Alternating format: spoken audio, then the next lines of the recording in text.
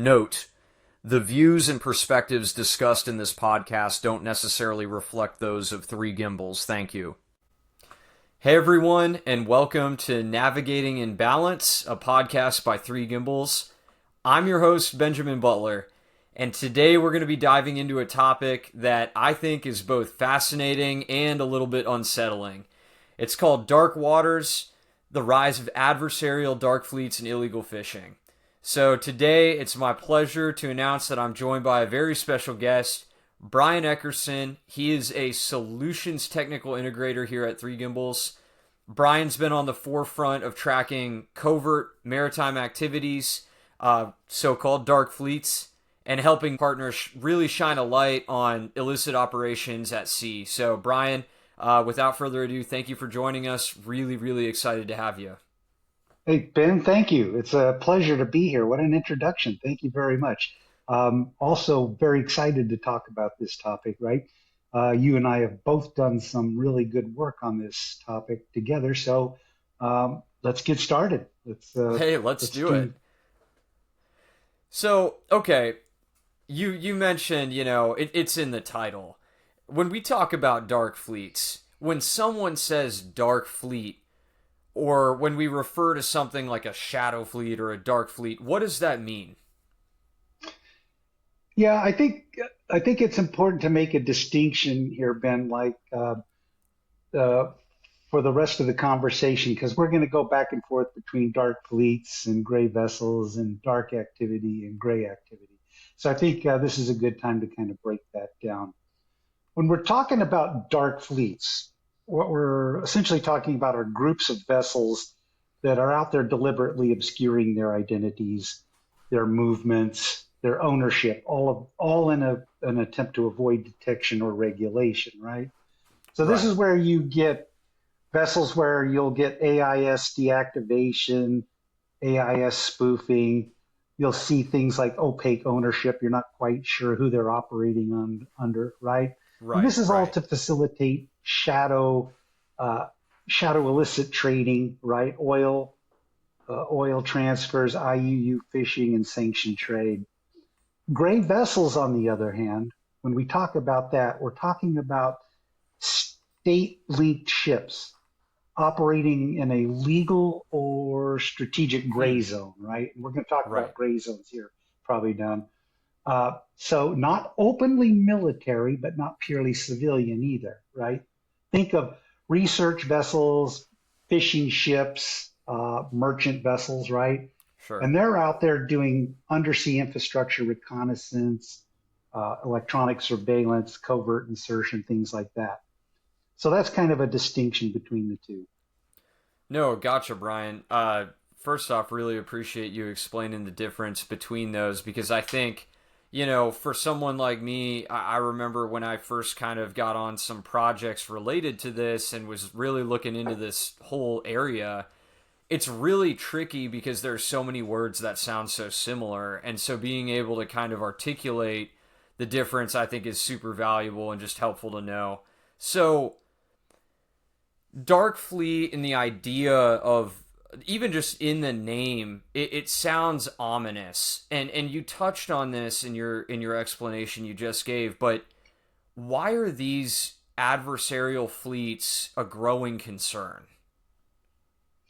Well, for one main reason, right? They're doing illicit things out of the purview of normal regulatory shipping practices, right? So you're talking about shadow oil trading, depleting fishing resources like the Chinese do with their shadow fleets, and they're just practicing unsanctioned trade generally, right? So Right. generally it's just a threat to commercial shipping and the environment when you think about it, right? No, for sure. I mean, I can't help but think, I've read a couple news reports recently, kind of calling out some of, I know the Chinese are really big on the illegal fishing outside of exclusive economic zones and how big of a problem that is. So thanks for clarifying that. So really drilling into tactics a bit more. What are some of the methods that these fleets are using in order to operate covertly? Yeah, so a couple of things here, right? So first, let's talk about AIS spoofing. And first of all, AIS, for anyone in the audience who's not familiar, is the automatic identification system. This is what ships use to broadcast their identity and location for safety reasons, right? Started out in the late 1990s, and then it was fully accepted by the IMO by about around 2000, 2005. So what bad actors have learned over time is that they can feed false coordinates into this system, essentially broadcasting a Hmm. fake position. So that's that's the spoofing aspect of it. The next Okay. tactic that they use is just simply going dark, right? They turn off the AIS entirely. So what you see with like Russian vessels suspected of espionage or sanctions, right? Sanctions Yeah. avoidance they've been caught like just suddenly going dark or silent. They just switch off their trackers to avoid being followed. So if you're monitoring a ship and it vanishes off the map, there's a good chance that it intentionally went dark to do something covert. So another thing we've also seen vessels do is engage in identity fraud, right? Where they Oh. broadcast maybe someone else's ship ID, or they use a shell company to mask the true ownership, right? So finally, what these dark fleets love to do is meet out in remote corners of international waters, right? Usually at really strange, odd hours, and this is so that they can either like transfer the oil or swap the fish catches, right, uh, between ships, and that's out of sight of patrols. So Oh, literally, it's right. off the radar.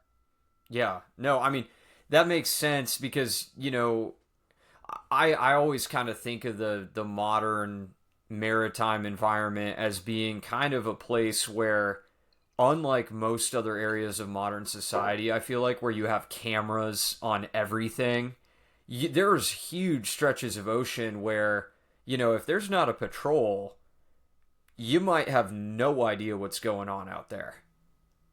Right? So, like, what it really kind of comes down to, right, is from a legal perspective, once you're outside a nation's territorial waters, right, which is where they tend to Hmm. operate, it becomes tricky, like you said. The ability, of our European allies and authorities out here to control or interdict these types of activities is really limited, as it is for any nation, right? Because the oceans are vast. Right. So adversaries know this, and they'll purposely do business, say, just outside of those 12 nautical mile limit zones, right? And in remote high seas where jurisdiction becomes murky, so or gray, like we talked about, right? Right. So, for instance, like AIS spoofing, believe it or not, isn't explicitly illegal, right? Really? It's frowned upon. It'll get Huh. you into trouble, it'll get you barred from ports if you're caught. But on the open ocean, it's not easily enforced. So these fleets Got it. expose those gray legal zones. No, for sure. I mean, it's almost like you're finding a needle in a haystack out there, but the haystack is the entire ocean, and the needle you like doesn't want to be found. So you could have all the resources in the world and just be patrolling and checking everything you can, but chances are you're probably still going to miss it. And I mean, on the technical side, I'd imagine there's just an overwhelming amount of data, all this AIS data. There's all sorts of commercial tools, mechanisms where you can be tracking stuff. And I'm sure that there's adversaries that are spoofing or hiding among the flood of data that's out there.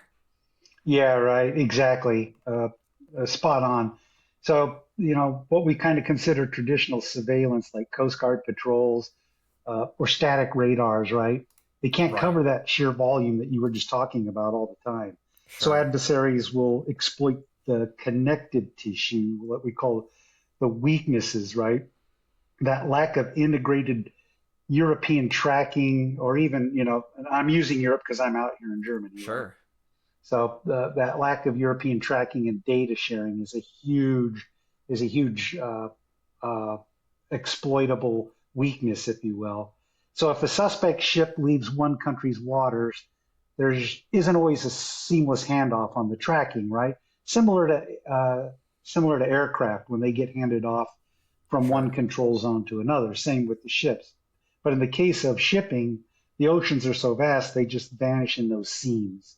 Mm. Plus, these bad actors use just sheer like technical savvy behind them, right? They'll jam signals. They can use smaller vessels or semi-submersibles or submersibles, right? That Right, right. radars might miss, and even exploiting the polar nights, right? Harsh weather in the high North Seas where fewer satellites can pass overhead. They all know these things. All the adversaries know this, right? And all of this makes for a real challenge to consistently surveil all this activity. No, that makes sense. Especially even though there are alliances in place within Europe and different, military agreements, when it comes to that economic side, there's still, the idea of competition country to country, and so the tracking of shipping and things like that probably would be something that would be difficult to implement in practicality. I mean, even in the face of all these threats. But I mean, that being said, let's kind of shift gears a little bit here. Let's talk about Russia specifically. Just given all the events of the past 3 years, since the Ukraine invasion, since they invaded, there's been a lot of talk about Russia's shadow fleet, right? These are things like tankers, support vessels, a lot of other things as well. So when we're talking specifically Russian shadow fleet, what kinds of tactics are they employing? Like, do we see any trends? How do they factor in to the greater Dark Fleet picture? And are there any examples? Yeah, sure, absolutely, Ben. Great segue and pivot point. So Russia's shadow fleet is the prime example of a dark fleet in action, right? Right. The next one that comes to mind are the Chinese uh, illegal fishing dark fleet out there, right? But for the Russians, basically to avoid Western sanctions on its oil exports, they've assembled a large unofficial fleet of aging tankers, right? And what they'll Sure. do is they'll reflag these under third countries like Panama, Liberia, Cameroon, and these are going to be run by OPEC shell companies, right? Yeah, yeah. So That makes what sense. essentially what they're doing is what's called a bareboat charter, right? The Russians are. And this is where they take an old dilapidated vessel, um, and then they lease it out to another charter, a renter, right? That Sure. renter takes full control and responsibility of the ship or the vessel without a crew, without provisions, and no maintenance or insurance, right? So Right. ostensibly, the Russians still own it, right? But it's operating under a very opaque structure, and these ships can operate outside the usual insurance and safety networks. So Interesting. Okay. in fact, since the sanctions have tightened, Russia has amassed a huge fleet of these older tankers, right? Right, And by right. some estimates, I think I've seen at least half of Russia's seaborne oil now flows What? via out these shadow fleets, right? Oh my So they use goodness. these covert tricks that we mentioned. We've already kind of touched base on them, Right. right? Going Yeah. dark on AIS, falsifying coordinates, and this is all to muddy where the oil is actually coming from, Yeah, right? that So they'll do wow. ship to ship transfers at sea, like Okay.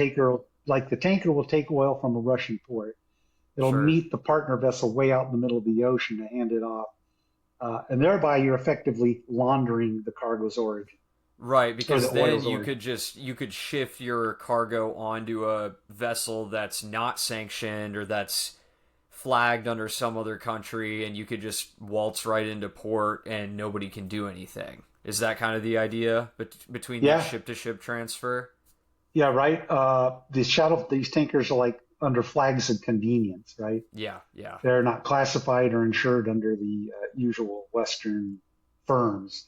So that means they likely are going to cut corners on maintenance and safety, Mm. right? Yeah, So yeah. these are really old ships, vessels, right? 2025 up to 30 years old that normally would have been retired under any other circumstance. Sure. So, so one example that illustrates this is I'm sure you're probably familiar with the recent German seizure of the oil tanker Eventine, right? Oh, I saw an article about that the other day. I was going to ask, but yeah, that I did. I saw that. Interesting. Yeah, Okay. right. A Panama flag tanker Huh. uh, that's really kind of hit the news out here quite a bit. Not sure about Sure. the states over there, right? Right. But Eventine was part of this Russian shadow fleet, right? And it was seized by the German authorities. I think this was a couple months ago, yeah, right off Hmm. the coast of Rügen, just north of here, in the South Baltic, North German, right? South Baltic. Oh, wow. So Yeah. imagine this, right? This ship, really old, they say in decrepit condition, right? This thing Ugh. was found adrift, carrying about 100,000 tons of oil, uh, and it was heading from Russia, ostensibly to the Suez Canal to deliver oil to deliver to Egypt, right? Interesting. But Okay. Germany literally had to tow it to safety, right? They've since confiscated it, uh, the vessel and its cargo, right? And the oil was estimated worth about 40 million value, right?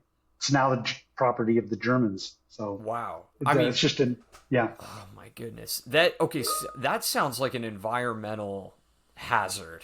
Like major hazard.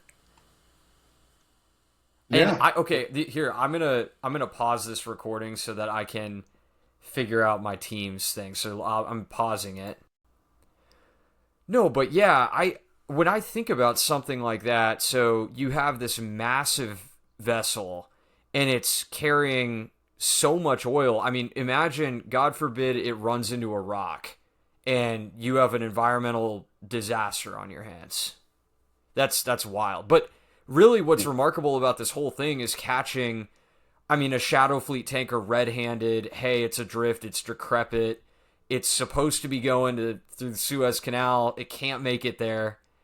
I mean, that's huge. Yeah, right, for sure. So it was a big win for the enforcement side, right? Right. And it highlights basically a few things, right?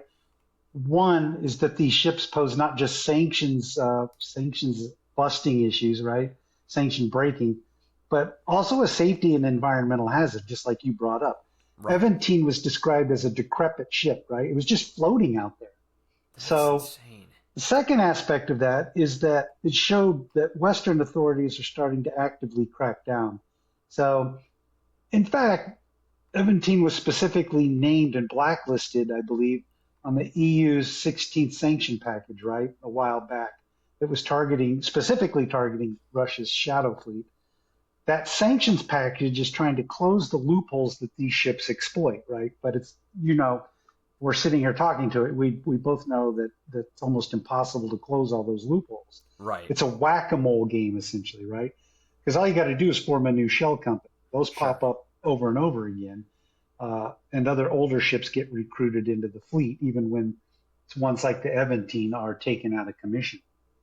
Right. No, so I mean, I think when I think of the Eventine, that case pretty much paints a picture of, hey, covert operations, it's an old uninsured ship, it's sneaking around, lot of risk, both environmental, like if it was to collide with something, all the damage it could do.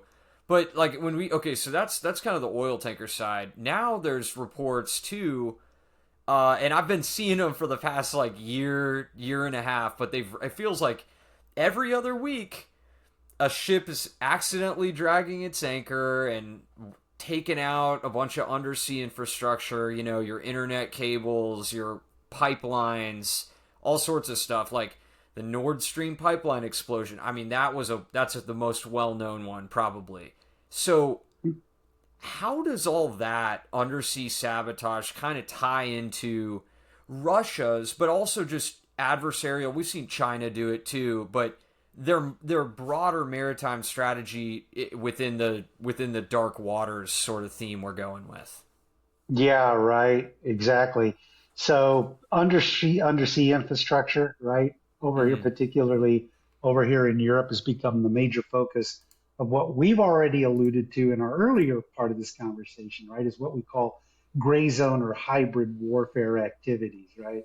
Right. So that absolutely fits into a broader strategy for the Russians that says, hey, if I can't confront NATO openly, I can still wreak havoc by doing these types of things, like under the radar sabotaging infrastructure that Europe relies on, energy pipelines, internet connections, right, internet cables, power links between countries, all those types of things, right? Sure. And what this does, it creates fear, it disrupts all those things, energy, communications, and it causes political pressure.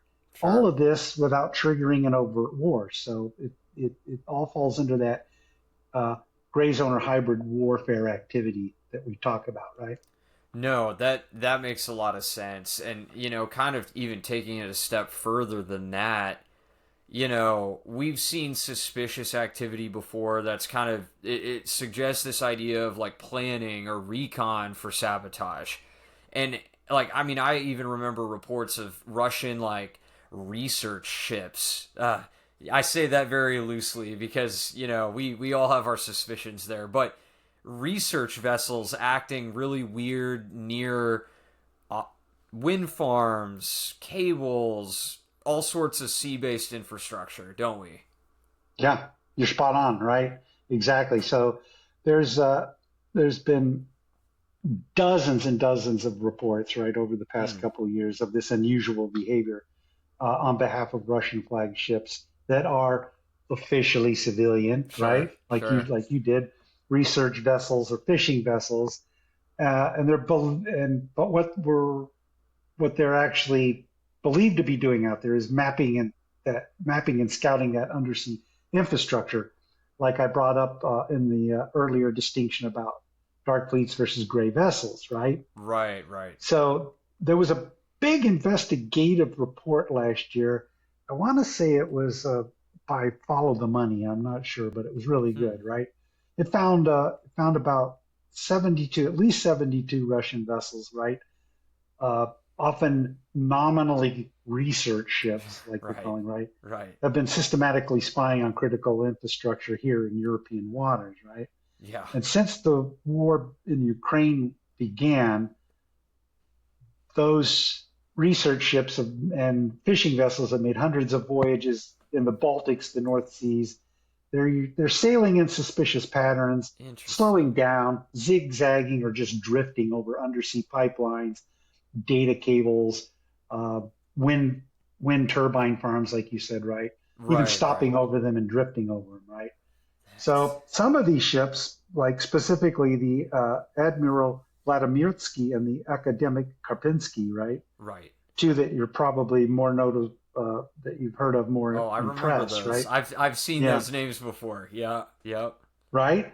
These ships are even have been found to have armed Russian military personnel, like special Really? forces on them, right? Dang. In some cases, and were equipped with things like small submarines and underwater Shoot. submersibles, right, to I go I map. feel like I saw a picture somewhere, Brian, of I can't remember who did this investigative report, but it was a picture of it may have been like a European Coast Guard vessel or different boat that had approached one of these ships and taken the picture, but you could clearly see they had Spetsnaz on. They had armed members on these research ships. Which I mean, what kind of research could you be doing that would require a couple guys with guns standing on the side? Like that's crazy. Right?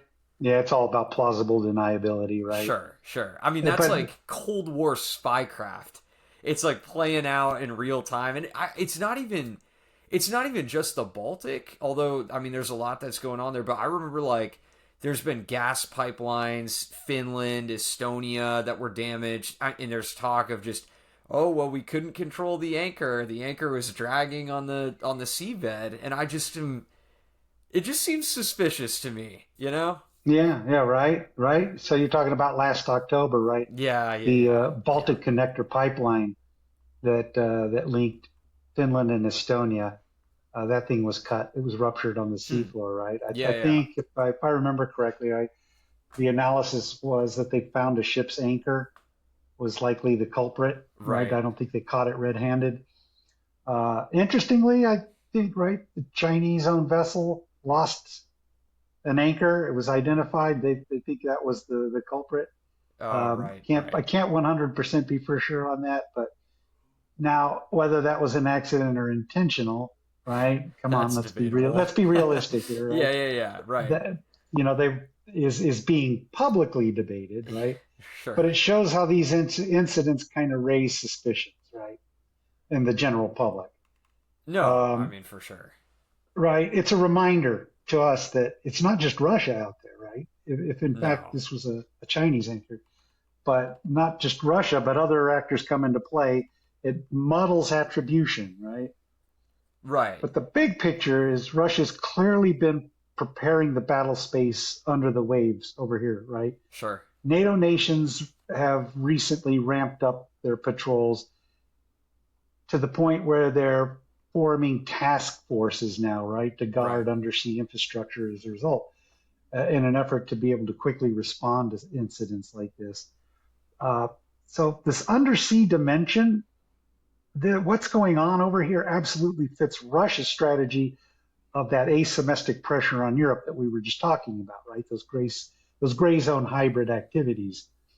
Um, I think I think there was like a NATO official, not too, I can't remember who it was, but he was recently said like Russia's been more active than we've seen in years, right? Oh yeah. Yeah. And so it's just uh, a real threat to undersea infrastructure over here. Well, yeah, I mean, it makes sense, because thinking about Russian, war strategy, of the idea of total war, the idea of, hey, we're going to leverage IO, we're going to leverage all these kind of asymmetric means that Yep. go beyond just guys with guns, missiles, stuff like what we think of when we think of warfare, getting into the other Right. side. But Right. yeah, no, that makes sense thinking about it. But I kind of wanted to come back to something like we had talked about it a little bit earlier, but you know, obviously like there's environmental like we can it doesn't take a genius to know like, hey, if you have an oil tanker loaded down with 100,000 gallons of oil and it runs on into some reef and it bursts open, like that's a disaster, and who would pay for it, right? In the case of some of these flagged of convenience bareboat charter ships that Russia's running back and forth, taking their goods to port, I mean, it's likely not going to be the owner that's hiding behind the five shell companies, Mm. Nope. Nope. and like an oil spill, I mean, that has nothing even to do with sanctions. Like, that just causes problems just at a very, very practical level for everyone who lives in the region, right? Hmm. Um, and I guess like which kind of brings me to the other thing I was thinking about. It's easy to see the impact with something like an oil tanker. It's easy to imagine the consequences. But you mentioned illegal fishing earlier and how that was kind of another common, activity that you see some of these dark fleets conducting. Could you maybe go into a little bit on, what that usually looks like? Yeah, sure thing. Uh, the illegal fishing happens a little bit out here in the European waters, up in the north, but not so Hmm, much as it does out in the broader waters, in particular around South America and in the gotcha. Pacific, right? But it's a shared risk, Hmm, right, yep. for all of us. The Yeah, illegal fishing and the dark fleets associated, like mostly associated with Chinese distant water fleets, like we've already touched on, right?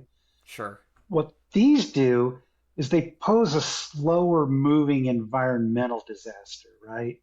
Right. So they overfish endangered species, use destructive techniques, ignore quotas, right? Sure. So, for example, huge fleets of Chinese squid jiggers are operating just outside of countries' exclusive economic zones, EEZs, right? Going dark on AIS and then sneaking into those waters tonight to haul in massive catches. Now, oddly Right. enough, I don't know if you've kind of thought about this, but it always kind of uh, when you talk about the Chinese, right? We always talk about their strategy being the long game. And for me, Yeah. this kind of runs counter to the long game, right? If you're sending out these illegal fleets just to overfish and deplete uh, marine resources, right? That's not a long game. Does that kind of just seem No. off to you? No, it does a little bit because it's almost like, I mean, I remember seeing an article. It was kind of tied in with what you had said. It was talking about Chinese consumption of meats and like kind of the cultural trends and what they did. And it was essentially saying like, in order to support China's population with reliable protein, things like cattle farming and pork farming are simply not feasible for like the scale that would be required. And so Yeah, they've pretty interesting. much chosen to do, like, companies are highly incentivized to Interesting. illegally fish because it's like the government is not explicitly sponsoring illegal fishing, but what they are doing is saying, hey, if you can go out and get X number of pounds or kilograms of fish in Hmm. X amount of time, we will, like, you are getting X money. Like, it's like an Yeah, incentivized thing. So yeah. I was reading about that and I was like, huh, okay, like I guess I could kind of see the connection there. That's really interesting, right? And so that kind of brings me to something that we did. Remember, we did that China's distant water fishing fleet, the Right. IUU, Yeah. right? Uh, Yep. that Mm-hmm. basically showed that how China's expanded its distant water fishing fleet, right? Up Sure. around Argentina. And this is a case where, like, our in-depth analysis, our ability to do these kinds of things, right? But it's a wake-up call for them, right? When you show, hey, you've got a problem out there, Oh um, yeah. and it causes them to act, right? So, yeah, I just wanted to bring that up because it's exactly No, what I we're think that's talking about, great. right? No, I think that's a great point, and I also think too. You know, some of these countries. I think it was one of our university partners at FIU. I was recently down at Yeah. a Miami geospatial event with US. It was anyway. It was down there on campus, and I remember they showed a dashboard, like an illegal fishing dashboard, and it was talking about the economic impact on Peru and the losses that the Peruvian economy Hmm. experienced because of the illegal fishing. It was something like something in the number of hundreds and hundreds of millions of dollars of yearly GDP potential was lost Right. as a direct Right. result of China actually not only fishing up to the exclusive economic zone, but actually crossing over the EEZ and Yeah. fishing in Peruvian territorial waters, which is obviously an issue, Blatant. but That's blatant. But it's blatant, like, right? Yeah. if you don't have the resources to patrol your entire coastline, even you could have the desire, like, even if some of these countries, they might be well aware of what's going on, but they just Yeah. don't have the resources to stop it, and that's what's Right. tough. And there's no insurance, right, Sure. that covers Right. this. So coastal Right. communities just suffer their depleted Yep. fisheries, Right. all for the sake of right, uh, Chinese supplementing their pork and beef, right? Right. No, exactly. And I think that one of the things, like, to your point, that I think Three Gimbals does, and, some industry partners as well, is, making it kind of distilling the bigger picture of, like, hey, what's going on? I want to know what's going on off my coastline, outside of my EEZ. We've been a part of a lot of projects where we've actually helped places really hone in on, hey, what is some suspicious activity? How can I pick the suspicious dark vessels or vessels that are operating in irregular ways out of the greater just mass of AIS signals and data that, passes through on a day-to-day basis. Yeah, right. So you're absolutely right. And you and I had the opportunity recently, right, to work on this Yeah. problem set, where we were identifying unsanctioned vessels operating under a sanctioned Russian entity, right? That was a great Right. piece, which, by the No, it way, was. had operational impact. Oh yeah. But great point. The scale of the problem is so large that traditional methods alone can't cut it, right? You need force No. multipliers that technology like Three Gimbals uses, right, to Sure. to attack the problem. So that's what we focus on, right? As a Absolutely. private sector intelligence provider, um, right, our role is to leverage open source data and advanced analytics, right, to help our partners to get all that important maritime domain awareness, right? So this means like pulling vast amounts of data from every available source out there. Think of commercial satellite imagery. We've already talked about AIS feeds, radar, radio frequencies, weather, Oh yeah. shipping registries, you name it, right? I mean, fusing all of that data together. So when we apply artificial intelligence and machine learning models, right, we're able to flag anomalies and search for patterns, right? So, uh, 100%. right, an ML model can churn through live AIS data, millions of files, right? Thousands of Oh yeah. ships. We can use these models to highlight things. Say, hey, these two tankers met for 4 hours in a spot where no port exists, or this fishing vessel's beacon went dark right when it neared a maritime protected area. This kind of insights that human analysts might miss through the noise, right, of all that data until much later. But AI and ML can help us catch these in near real time, right? So it's Oh a yeah. it's a force multiplier. Absolutely. I mean, there's so much data out there that it would take thousands of years to sift through it all by hand manually.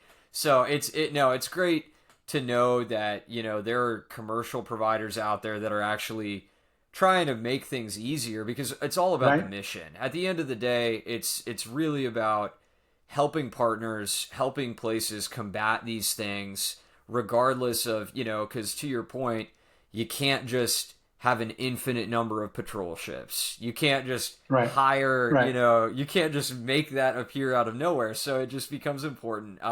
But no, thank you for touching on that, Brian. I also wanted to take this moment and just say thanks for appearing on this show. We are really excited about where we're going as a company and specifically with this podcast, Navigating in Balance. I would urge you to follow us, connect with us. If there's anything too, like, we've worked on some cool projects. If there's anything that people who Yeah. are listening want us to talk about, maybe, hey, I'd love to learn more about this. We're wide open to hearing your ideas as well. So, Brian, with that said, thank you so much for sharing some of your insight and expertise on this topic. I've really enjoyed just learning something today. Really. Yeah, Ben. Ben, it's been a pleasure. This is a fantastic initiative. I love this idea, right? And it's a pleasure working with you and the entire Three Gimbals team, right? I couldn't be more proud to be a part of something as big as Three Gimbals, right? We have a blast, don't we? We just have a really We have a good yeah. time It's working together. it's a good time, For It I is. feel like every single time we can all link up, and even just when we're working on a project together, we always keep it fun. It's great working with you as well, and really excited to see where we go from here. I think the future is bright. There's a lot of opportunity. And with that said, guys, thank you. For this has been Navigating in Balance, a podcast by Three Gimbals, and we'll see you next time. Thanks, Ben. Bye.